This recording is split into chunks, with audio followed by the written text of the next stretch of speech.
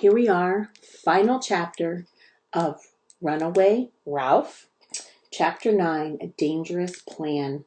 Let's see how this all ends. I'm a failure, Ralph told himself, as the bird chorus announced the dawn, and a rooster crowed down by the barn. I'm a miserable, rotten failure. Ralph had returned to his perch in the bamboo after a night spent hurrying, scurrying, and worrying. Every building at Happy Acres Camp was built on unknowable, mouse-proof concrete. Even every screen door was above a cliff-like concrete step. The watch still lay hidden in the bamboo leaves. Garf would soon learn that his name was not to be cleared after all, and Ralph would not get his motorcycle back. Drat, he swore to himself. Drat, drat, drat. He felt absolutely bad because Garf actually had left a quarter of a peanut butter and jelly sandwich at the foot of the bamboo for his supper the night before. Ralph was about to climb down the bamboo to hide from Garf when the alarm clock rang and the burglar stumbled out of the roost to rouse the sleeping camp. Campers washed their faces at wash basins, outside their lodges, and then, before they went to breakfast, the girls carried their sleeping bags out to air. Some draped their unzipped bags on fences. Others, including Karen, spread theirs on the grass in the sun in the girls' area. Why, here's my chance after all, thought Ralph, in wonder, as a plan, simple but dangerous, sprang into his mind. After noticing that Catso was sitting expectantly by the kitchen door waiting to be fed, Ralph leaped to the ground and found the watch under the bamboo leaves. Seizing it by the buckle of the leather strap, he began the labor of dragging the watch toward Karen's sleeping bag. The watch was heavier than Ralph had remembered. He pulled and strained and managed to tug it across the gritty path to the craft shop and into the shelter of the grass. The watch slid more easily through the grass, and Ralph soon learned to choose the smoothest way, avoiding clods of dirt and prickly weeds. The campers finished their breakfast and came bursting out of the dining hall. Ralph toiled on, pulling the watch toward Karen's sleeping bag to a fraction of an inch at a time, knowing that Garf must be searching for him by the bamboo. Ralph began a long, hard detour around a fallen walnut and hoped that sometime Garf would at least know he tried,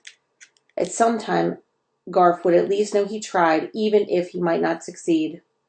Suddenly, the fur along Ralph's spine began to prickle, and he froze in his tracks. Catso. The hunter's eye of the cat had caught the movement of the grass. Ralph crouched motionless beside the watch.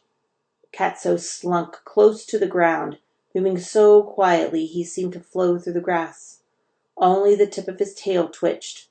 Ralph knew that trying to run was useless. Running would only make the hunt more interesting for Catso and prolong the misery for Ralph. Catso stopped and waggled his hindquarters experimentally, as if he were trying to find the most effective position for pouncing. Where was Lana? Ralph's life passed before his eyes, his family mouse nest back at the Mountain View Inn, his mother and Uncle Lester, and all his brothers and sisters and cousins, the boy who had given him the motorcycle that had changed his life, and the cage in the craft shop. Chum, Garf. Catso crouched even lower and waggled his hindquarters once more in preparation for the pounce. Ralph's eyes were distracted from Catso by Sam, who trotted purposefully across the grass. If one doesn't get me, the other will, thought Ralph, as he tried to shrink even smaller beside the watch. Surely a dog would not want to crunch a watch between his teeth.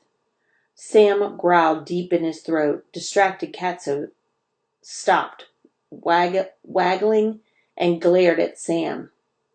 Get me in trouble, will you? Growled Sam at the cat. Catso stood up, arched his back, and appeared to double in size. See here, Sam, he hissed. I'm supposed to exterminate pesky mice. Not this one, growled Sam, advancing. He belongs here, and you got me in trouble for letting him escape. Is that so? Catso hissed back as he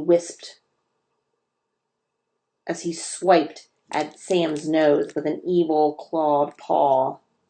What about me? I'm unjustly accused of exiting him. And what are you up to now? Demanded Sam. And with that question, he snapped to Catso, who turned his back with his tail proudly erect, stalked off toward the craft shop, before he suddenly remembered he had not washed lately. While Catso sat grooming his toes, Sam eyed Ralph with interest. You're a busy little fellow, he remarked, not unkindly.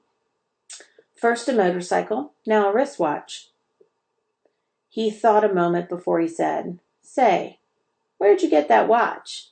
You didn't happen to steal it, did you? No, you couldn't. You're too little. That's right, I'm too little, agreed Ralph. But Catso stole it, and I'm trying to return it to its rightful owner. He told Sam the whole story, explaining why Garth could not return the watch. Sam glanced at Catso and growled, but Catso merely paused in washing his left hind foot to look disdainfully at Sam, who then said to Ralph, You're pretty little to be pulling that watch over this rough ground. Maybe I can help you out. Here, let me take it for you. Ralph trembled to see that great snout coming close. He crept away from the watch and stared fascinated as Sam delicately picked up the leather strap in his teeth and trotted over to Karen's sleeping bag, where he dropped the watch on the flannel lining. Ralph crept closer. Thank you, Sam, he said, genuinely grateful to the big dog. It was all in the line of duty, said Sam. Still, one thing bothers me. Boys don't come into the girls' area, but couldn't a boy throw a watch over here? A boy could stand on the other side of the fence and toss a watch onto a sleeping bag.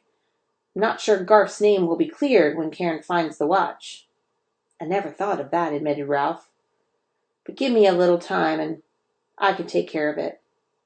He scurried over to the watch and began to gnaw a hole in the fabric of the sleeping bag. Garth might be able to throw a watch, but he couldn't gnaw a hole. Sam settled himself with his nose on his paws to guard Ralph. Ralph used his sharp teeth so efficiently that he soon had a hole in the dry and tasteless lining. He wadded into the Dacron stuffing, dragging the watch behind him. You all right in there? Asked Sam. Of course I'm all right, answered Ralph, shoving the Dacron aside to make room for the watch. The Dacron was softer than the most finely shredded Kleenex. It was softer than nylon stockings or pillow feathers or any other soft thing Ralph had experienced in the inn. Then I'd better be on my way, said Sam. I still have the barn to inspect. Ralph popped his head out of the hole in the sleeping bag. Thanks a lot, Sam, he said. You saved my life. I really mean it. The watch band still protruding from the hole, so Ralph crawled back inside and tugged some more until he was sure it was safely out of sight. There, when Karen climbed into her sleeping bag that night, she was sure to feel the lump and investigate, discover her missing watch in a place where Garth could not have hidden it. The Dacron was deliciously soft, and Ralph was tired after a sleepless night, so I've got to get out of here before rest time, he told himself, but part of him answered, Go on, take a short nap. Only a minute or two. Rest time is a long way off, and you need some sleep. The Dacron was soft and cozy. The sounds of the camp were muffled, and Ralph was tired. The next thing Ralph knew, the sleeping bag was moving. He heard the swishing sound of a long zipper being closed and felt himself being lifted. Then the screen door slammed and the sleeping bag was set down, and a pair of hands smoothed it. Drat, thought Ralph. Now I've done it. He heard the muffled sound of boots being thrown on the floor. The cot beneath him heaved, and a sudden weight seemed to flatten Ralph, even though he was cushioned by Dacron. Ralph could not help himself. He squeaked. The weight pressing on him was removed instantly. The springs bounced and 2 feet hit the floor, and Ralph heard Karen's muffled voice say, "That's funny. I'm sure I heard a squeak." "It's your springs, silly," said another girl. "No," said Karen. It was more like a mouse, and it was right under me." "Quiet, girls. It's rest time," said the counselor. "I'd better get out of here," thought Ralph, crawling out of his Dacron nest and in between the 2 layers of flannel lining. As he started toward what he hoped was the open end, he heard the swishing sound of the zipper. The top of the sleeping bag was thrown back, and Ralph was exposed for all to see. "Eek!" squealed Karen. "It's a mouse, and he isn't even squashed." Ralph leaped to the floor and was aware of the double-robed girls staring at him from the bunks. He darted toward an overturned riding boot, realized that he would be trapped inside, and darted the other way without knowing where he was going. Now all the girls were squealing. "Catch him! Don't let him get away! Isn't he darling? He isn't darling in my sleeping bag," said Karen. Sock-clad feet hit the floor. "Get a wash basin," yelled someone. "Catch him under the wash basin." "Girls!" cried the counselor. Ralph darted his way, and that. No matter which way he ran, he met feet. He was frantic. He knew he had to find a way to escape before someone clapped something over him. The screen door creaked, so he knew someone had run outside for a basin. "A hat!" someone shouted. "Where's a hat?" In his panic, Ralph ran up and over the foot of a white sock. Its owner screamed. Sam, alerted by the scream, began to bark. A straw cowboy hat plopped down on the concrete floor, making a dark dome over Ralph. The daylight that shone between the straws seemed like starlight to a mouse. "Look!" shrieked Karen. "A hole in my sleeping bag! He chewed a big hole right in my sleeping bag!" Sam, frantic to protect the girls, scrambled his paws against the screen door. "It's only me," squeaked Ralph, but no one could hear him.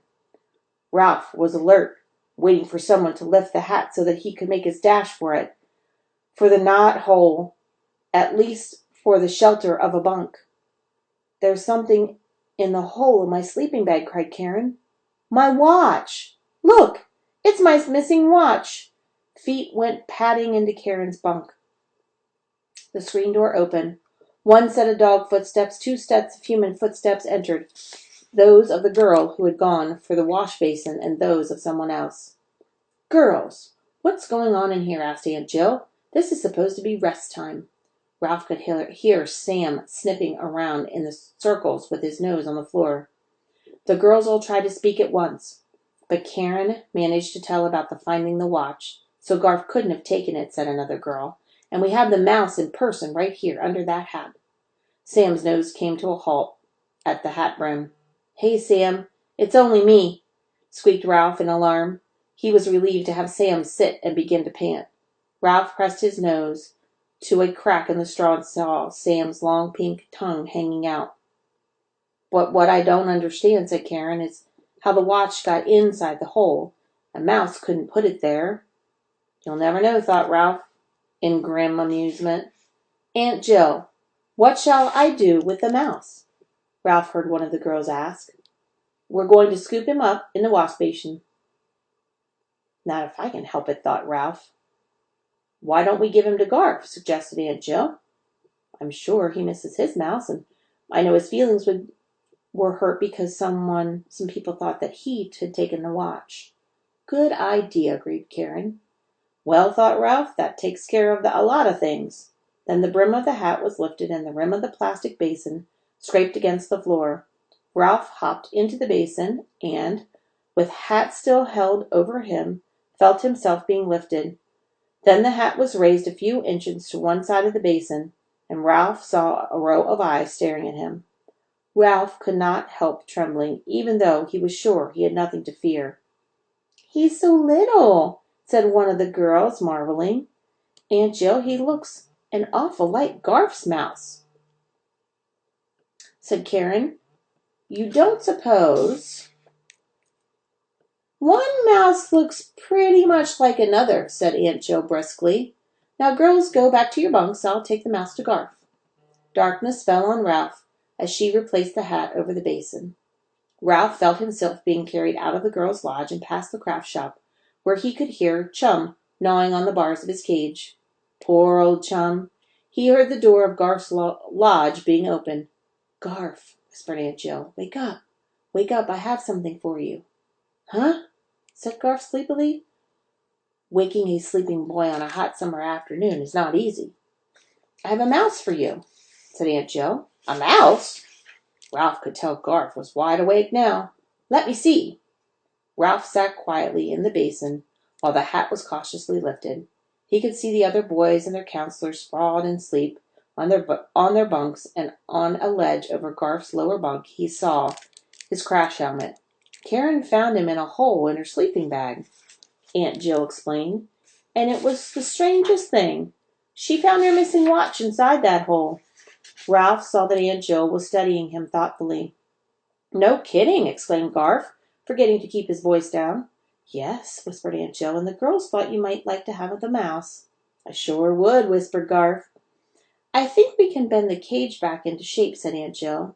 Can't I keep him in the basin? Asked Garth. He might escape, said Aunt Jill, but he's your mouse. She smiled and slipped quietly out of the lodge. You did it, whispered Garth. Sure I did it, said Ralph. But do I have to sit here in this basin? Of course not, answered Garth, holding out his hand. Ralph leaped into Garth's palm, and Garth gently moved his hand down close to his pocket, and there he had, as he hoped, was his motorcycle. In the warm and cozy darkness, he ran his paws over the handlebars, and the plastic seat, and the wheels, and the exhaust pipe. The motorcycle was intact, and it was his once more. He had earned it. Ralph popped back out of the pocket. You aren't going to make me go back into the cage, are you? He asked. Not if you promise not to run away. I'm taking you back to the inn tomorrow, remember? You haven't forgotten your promise about the motorcycle, have you? Asked Ralph, just to be sure. Nope, answered Garth. I won't run away, promised Ralph. But there's one more thing. Before you leave camp, do you suppose you could give Chum a piece of wood to gnaw on, so he won't have to gnaw at the cage to keep his teeth worn down? Why, sure, whispered Garth. Right after rest time. That need taken care of made Ralph feel better than Chum alone in the craft shop. He was about to climb back into the pocket when Garth whispered, Do me a favor, will you? Let me see you ride the motorcycle before everybody wakes up. Sure. Ralph was happy to agree to this request. Gently, Garth lifted Ralph to the motorcycle on the floor, Then he handed down the crash helmet, which Ralph set on his head and secured by snapping the rubber band around his chin. Expertly, he grasped the hand grips, threw his leg over the plastic seat, and taking care to keep his tail out of the spokes, inhaled. Pop, pop, pop, pop, pop, pop, pop. Ralph took off across the concrete floor while Garth leaned over the edge of the bunk to watch. Ralph bent low over the handlebars and increased his speed. Pop, pop, pop, pop, pop, pop, pop. Filled with the joy and the excitement of the speed, he rode in a figure eight around Garth's cowboy boots, which were lying on the floor. Garth's counselor moved in his sleep, and Ralph shot out of sight under Garth's bunk until the counselor lay still. He rode until he was breathless, and then he coasted to a stop in front of Garth, where he sat panting with his crash helmet pushed back on his head. Boy, whispered Ralph, was that ever great? Ralph silently agreed. I sure wish I could do that. Garth picked up Ralph and the motorcycle and put them gently in his pocket. After all the excitement of the morning, Ralph was ready for a nap. But first he popped his head out of Garth's pocket. Thanks, friend, he said. And by the way, don't roll over on me during your rest. Don't worry, whispered Ralph. Garth, I'll get you back to the inn in one piece. And your motorcycle, too. That's the end. Sounds like Ralph's going to make his way back home. Take care.